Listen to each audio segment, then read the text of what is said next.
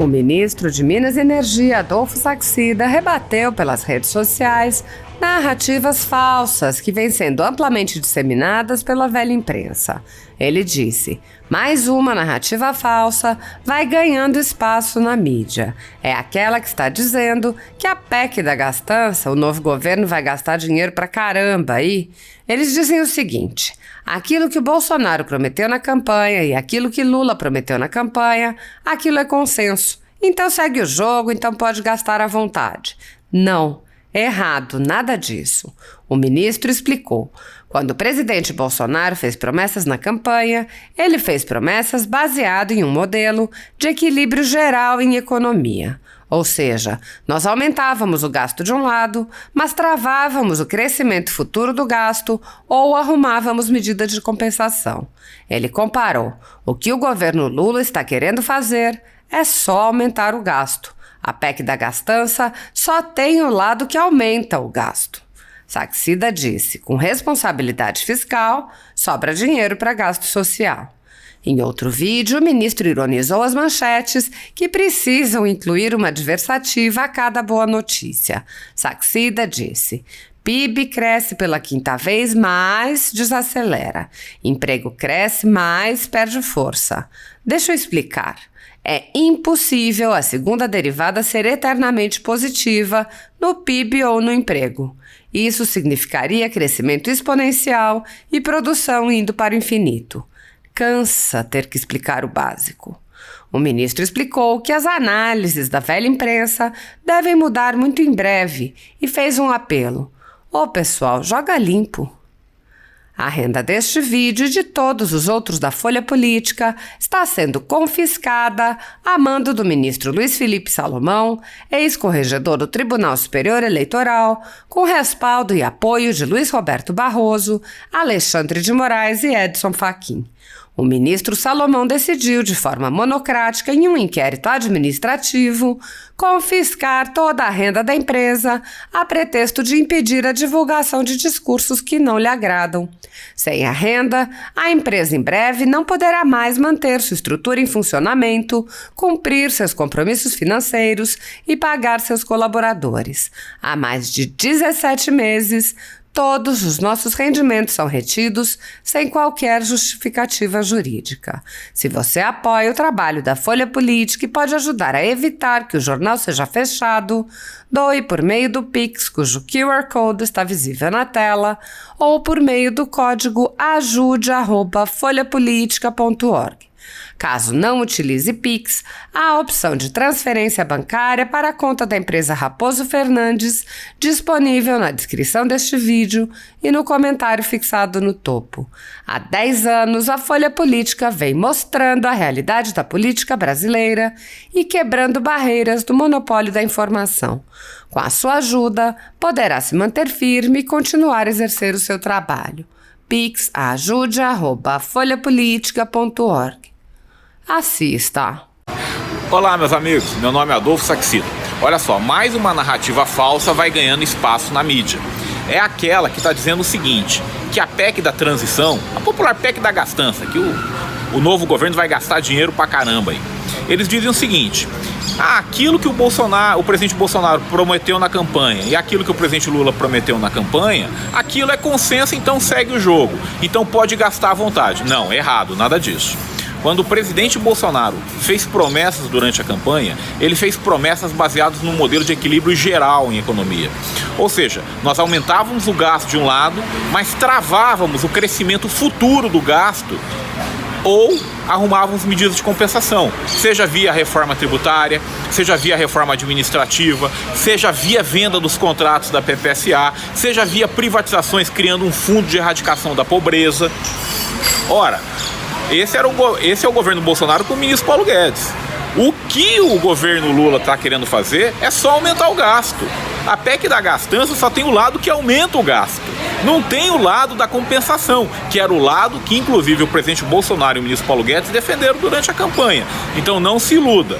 Esse governo aqui tem equilíbrio fiscal, porque nós sabemos que a consolidação fiscal está no melhor interesse dos mais pobres. Porque quando o lado fiscal está certinho, sobra dinheiro para gastar mais em programas sociais. Aliás, nós pegamos o Bolsa Família, em média gastava R$180 por família. O nosso Auxílio Brasil, no mínimo R$600 para cada brasileiro. Então, com responsabilidade fiscal, sobra dinheiro para gasto social. Fica a dica, fiquem com Deus. Olá, meus amigos, meu nome é Adolfo Saxida. Olha só, eu tenho visto aí alguns jornais falando assim: o PIB cresceu pela quinta vez consecutiva, mas perdeu a força. O emprego cresce há 20 meses consecutivos, mas está esfriando. Olha só, é impossível uma grandeza econômica crescer infinitamente. Isso não acontece. O que você pode esperar sempre é o seguinte: o PIB vai crescendo, desacelera um pouquinho, volta a crescer. Por quê? Porque são modelos de equilíbrio. Se o PIB cresce a taxas crescentes eternamente, isso vai para infinito. Ou seja, acabou os problemas do mundo. Então isso é uma impossibilidade técnica. Do ponto de vista matemático, você está exigindo que a segunda derivada seja positiva depois que a primeira derivada foi positiva. Isso implica num crescimento exponencial de grandezas econômicas. Isso é impossível. Então, é natural que às vezes, no curto prazo, você fala assim: olha, perdeu um pouquinho a força. Será que isso é um problema? Mas o simples fato de crescer um pouco mais ou um pouco menos, por si só, não é a origem de força. Pelo contrário, não é um problema. É um resultado natural de qualquer variável econômica. Então fica aí a dica para os jornalistas, para os analistas. Quem sabe acrescentem isso à sua análise, né? Eu sei que eles vão aprender com esse vídeo, porque agora que está mudando o governo, já a análise deles muda. Já começa. O PIB caiu. Mas sabe como é que é? O amor venceu. Pô, pessoal, joga limpo. Fiquem com Deus. A Câmara vive. A Câmara dos Deputados demonstra à sociedade brasileira que respira. Pode até ser por meio de aparelhos, mas respira. Está viva. 193 parlamentares até o momento já declararam seu apoio à CPI do abuso de autoridade do TSE e do STF. 181 parlamentares deram as suas assinaturas, 10 a mais do que o necessário até o protocolo. E outros 12 já declararam apoio, que segue aberto para a manifestação de parlamentares que também queiram dizer: chega! Basta! Vamos recolocar as instituições nos seus devidos lugares, os poderes nos seus devidos lugares. Não é contra o judiciário. Pelo contrário, é a favor do poder judiciário e a favor do reequilíbrio entre os poderes e a favor do papel do Congresso Nacional, que é onde se deve debater democracia, leis, Constituição. A própria Constituição nos obriga a defendê-la e a defender o nosso direito como parlamentar de legislar, de fiscalizar e de investigar.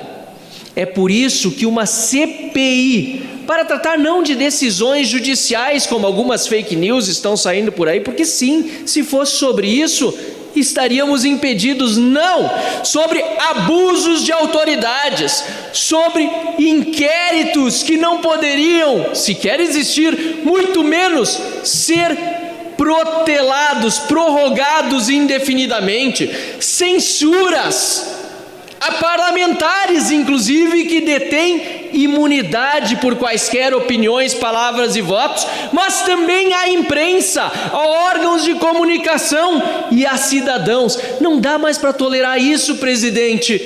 E digo mais, não é a Câmara que respira apenas. Mais do que isso, Foi o povo brasileiro que exigiu dos seus parlamentares que assinassem esta CPI e fizessem com que ela pudesse se tornar hoje uma realidade. Está protocolado, está na mesa diretora, está com o presidente Arthur Lira, que há de respeitar a opinião popular e a soberania do legislativo, que por meio do direito concedido às minorias de instalação de CPIs, terá também esta CPI a sua instalação muito em breve. Até porque, presidente, fizemos os cálculos, todas as CPIs que tiveram relatórios aprovados tiveram um número de reuniões que cabe este número de reuniões realizadas nas CPIs com relatórios aprovados nos dias que nos restam até o final deste mandato. Não há desculpa, não há justificativa. Pelo contrário, há total razão de ser de uma CPI neste momento para que cessem os abusos de autoridade e investigue-se a fundo tudo o que aconteceu nos últimos meses e anos nesse país, para que reponhamos todos os poderes nos seus devidos lugares e que tenhamos o Estado de Direito restabelecido no Brasil. É isso. É uma CPI a favor do Brasil, a favor do Congresso Nacional, a favor do Judiciário, do Executivo, dos três poderes e da independência e harmonia deles entre si. Muito obrigado a todos os parlamentares que deram a sua assinatura para esta realização da CPI, aqueles que ainda queiram assinar apoio, e está aberto apoiamento. Obrigado ao povo brasileiro.